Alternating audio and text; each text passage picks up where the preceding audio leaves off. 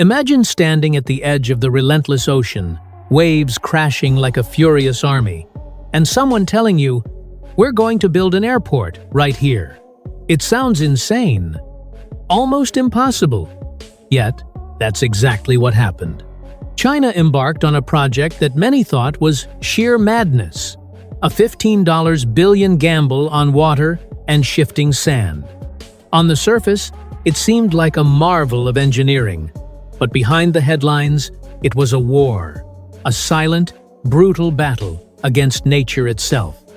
A battle where failure wouldn't just cost money, it would bring global embarrassment, a warning etched into history about human ambition versus the ocean's fury. When work began, experts around the world scoffed. "Build an airport on water?" they asked. They knew the ocean doesn't behave like land. Land rests. Water moves. Water strikes. Constructing solid ground over the sea was like building a castle on quicksand. Yet, for China, this wasn't just construction. It was a display of strength. The first question they faced was the foundation. Where could they even start? The seabed beneath the planned airport was soft, unstable, and treacherous. For most engineers, this would be a dead end. 90% of projects fail at this stage. But China chose to peer beneath the waves instead of giving up. High-tech sonar, 3D mapping, and deep-sea surveys began. Ships scanned the ocean floor, each reading a warning. This site was hostile, unsuitable, impossible. But impossible was never a reason to stop. Their solution? If the ground is weak, make your own. This marked the debut of colossal dredgers unlike anything the world had ever seen. These machines weren't tools, they were giants, carving through the ocean floor, scooping sand, and hurling it miles away to create land from liquid. Day merged with night as the sea slowly changed color from endless blue to a chaotic landscape of sand. But this new land was far from safe. It moved, sank, and shivered beneath every footstep. Dropping a ship here seemed like a dream or a nightmare. To stabilize it, engineers created pressure release zones beneath the ground, allowing water to escape slowly. They added shock-absorbing layers beneath the runways to swallow the force of relentless waves, shielding the structures from nature's invisible blows. Even then, the danger was subtle. If the ocean's rhythm matched the ground's natural frequency, the whole artificial island could sway like a pendulum. Every building, every runway, every detail had to be calculated down to the millimeter. This wasn't just construction. It was a battle of physics, patience, and human ingenuity against one of the most unpredictable forces on Earth. And yet, there's a hidden truth most don't realize. This reclaimed land is not permanent. It's a slow-moving process called long-term consolidation. The seabed won't settle overnight. It shifts, bends, and breathes over decades.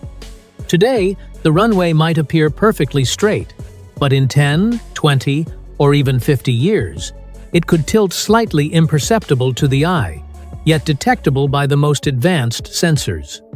The ocean beneath is alive, patient, and unforgiving. And that's just the beginning. Because beneath the surface, salty water still contains powerful chloride ions. Beneath every inch of concrete, hidden from sight, a quiet enemy lurks. Steel, encased within, slowly succumbs to rust, a phenomenon scientists call hidden corrosion. It doesn't announce itself. It waits, silently, until it's almost too late to repair. This is why an airport built over the sea cannot simply be finished and forgotten. Every layer, every inch of foundation must be monitored constantly, like a living experiment. Failures don't arrive suddenly. They have been creeping in, silently, for years. To keep this artificial land alive, engineers turned to vibrocompaction, a process that shakes and compresses the seabed, forcing air and water out of the soft, unstable soil. Massive steel columns were driven deep into the earth, a brutal intervention to make the land firm, almost against its nature. For months, the island trembled.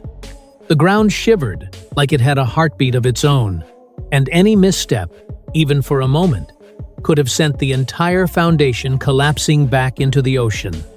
Yet, China accepted the risk because in this project there was no middle path. It was all or nothing. As this trembling island rose from the waves, nature decided to make its presence felt. Storms arrived, waves towered. Saltwater attacked every surface. And so came the next challenge: protective seawalls. But these were no ordinary walls.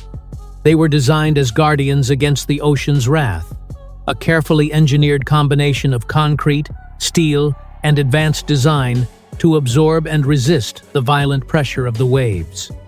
A single miscalculation, a weak joint, and the sea would reclaim everything.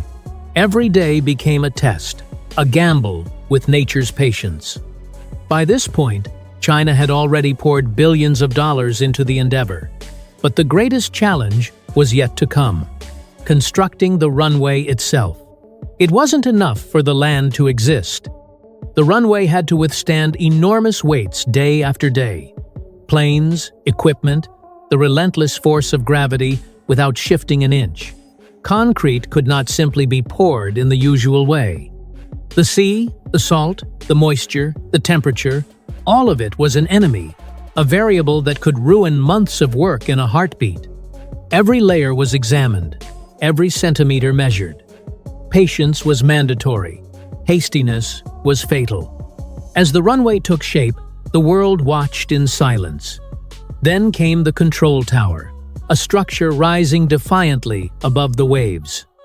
Its columns were driven so deep into the seabed that they seemed to touch the ocean's soul.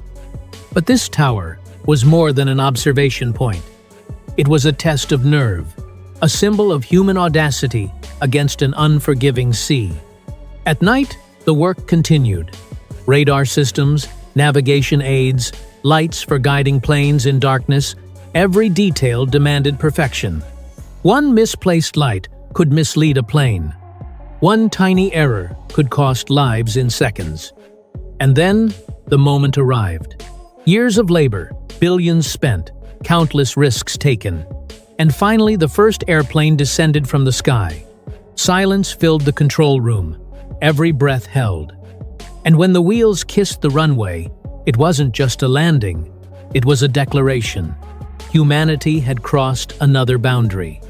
The sea had not been defeated, but for a brief moment, it was forced into submission. Today, that airport is more than a hub of travel. It is a testament, a message to the world, that when humans refuse to yield, they can turn even the ocean into solid ground. Yet the question remains: is this triumph, or is it a challenge waiting for nature's response? Because underneath the surface, the seabed still moves, slowly consolidating over decades. The saltwater still corrodes the steel within the concrete. The artificial land still breathes, tilts, and shifts imperceptibly. Every inch must be watched.